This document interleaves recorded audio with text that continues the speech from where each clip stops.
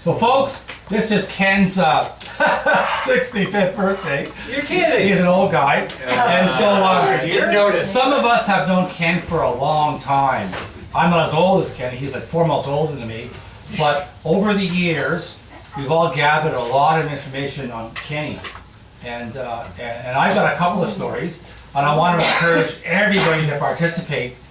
So Kenny's done a lot of different things. It's like, let's say he was a real estate agent.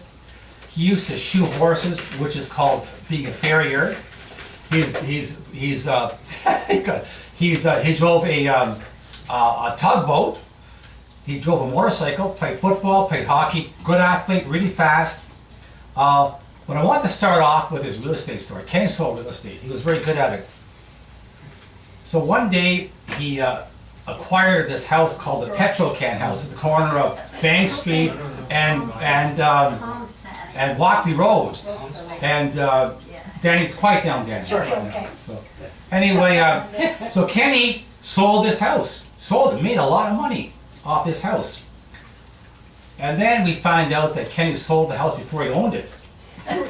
And so anyway, only Kenny could pull that off, you know. So he was able to, he got the money, and then he said, well, I better buy the house for, I don't know how it happened, but he pulled this off, you know. Another story that stands out is Kenny had this motorcycle. And he was, of course, he liked to drive really fast. He's driving this highway in British Columbia, and he gets pulled over by the police. The RCMP pulled him over for speeding. And so Kenny says to the cop, well, you know, I can't, please don't take my license because I need my license. So what do? He says, well, I'm a farrier, I put shoes on horses. And the long and short of it is, the short version of the story is, she cut Kenny a deal. She let him off if he put shoes on her horses, you know, so only Kenny could pull that off, you know. And Kenny was in a motorcycle, I love this story. He's riding his motorcycle, and the wind caught the front of his fairing, so he lost control of the bike. And the bike's going down. Kenny tells the story, Betty, but imagine slow motion. He puts his leg over the side of the motorcycle. He's sitting down, and the motorcycle's spinning on the road. He's putting his hands down. He's burning his hands. This whole thing lasts a couple of seconds. It seemed like forever. Then these two girls come running up and say, Kenny, well, not Kenny, but sir, we've never seen anything like that before. Kenny says, do you want to see it again? What's another story? I have the Christie Lake stories. Kenny worked at Christie Lake, and so did I, of course. And one day, Kenny said, you know, let's have some fun. Let's go down and piss on the steps of the junior staff cabin. And so he got a bunch of counselors together, and he goes down and they urinate on the steps of the junior staff cabin. Well, Dr. Offer gets wind of this, and he's mad. He's furious. So he goes down to the admin building, and he walks in and he says, Dennison, I want to see you outside. And Kenny said, call me Kenny, you know. Dan said, took the wind out of my sail, and how can I get mad at him after he's, but Kenny could pull that off, you know. The other day, Kenny and I think we're 16 or 15, and Richard Gable said, well, you guys here on the event, go paint the washrooms. So we painted the washrooms. He painted the ceilings and the walls and the toilets, and the windows, and the sinks, urinals.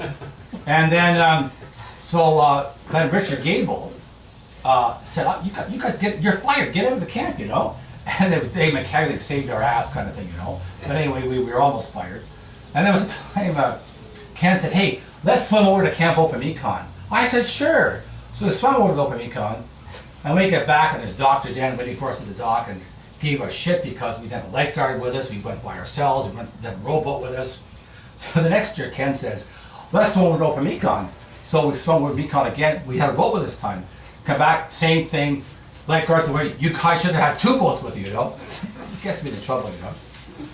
And another camp story, Kenny was really fast. He could run fast. Whenever we had programs. It was. Well, it was. Anyway, we had a game called Chase the Counselors. So we love it because the kids would chase Ken, they couldn't catch him. They said, well, he's going to tire the kids out, you know, so we'd all get caught really fast. So Ken's the only counselor left, and he just run all day, and the kids were chasing, they get really tired, you know. And you guys go for a smoke down on the rock. Right, you know. And the other thing, we used to play Opemikon in football. the same fear, we'll just give Ken the ball. Nobody could catch him, you know, so we take off. And what else can I tell you about Christie Lake? I don't know if you were involved in this, but we took a Volkswagen, Richard Gable's Volkswagen, we put it on a dock, and we towed the dock over to Big Island, we put his car on the island, and left it. And I think Kenny had something to do with this, you know. You had to wait till winter when it was frozen so you could drive it back. I know was the time Ken said, let's get the senior staff. And so he organized this. We tied the tug of war rope around the lines then. And so the Dave McCaggerty and Pat Cavan, they couldn't get out. Then we get a fire extinguisher. And we're pumping the fire extinguisher in the cabin. And all we heard was, Dennison!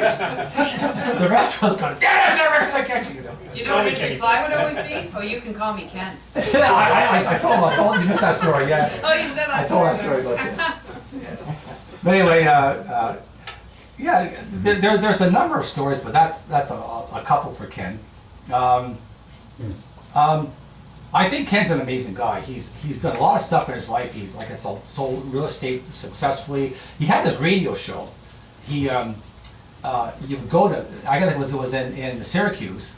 He would advertise for the Rideau Canal, and then the deal was you could bus loads of people, tourists that would come down to Ottawa. He ran this thing for 2 years, you know, and then I think it's amazing that Kenny also was a sailor. He had a sailboat, and I heard of him sailing on the ocean and how much fun that was. He said, "Bear, let's go sailing." So I think he had his brother Tom's boat, and so we went out on the Ottawa River. Within 10 minutes, we got stuck on a sandbar, you know. And he's got his son Val with him, and we're on this sailboat, stuck on a sandbar for a whole day. Ken, this is really fun. Thanks for the. Anyway, Ken had the ability of talking me into doing all these things, you know. Just so easy. It's true. It's true. Anyway, Ken, this is your day, your special day. Happy birthday. We love you, Ken. We're here because you're special to us all. And I think you're amazing. You've done lots of great things. And we've just started. So happy birthday, Ken. Thanks for everybody for coming. Now, does anybody else have any Kenny stories? No. Let's play some songs. I'm just so glad that he's reformed. Jen can give a speech. I just did. Speech to when? I just did. You missed it. You weren't talking, Carol. Let's replay it. Well, it's on the tape. It's on the tape. You can see it. I'm gonna turn off the tape so you can all relax now, okay? Thanks, Barry. Yeah, now I tell What, you. you don't want any more permanent records or anything? It's all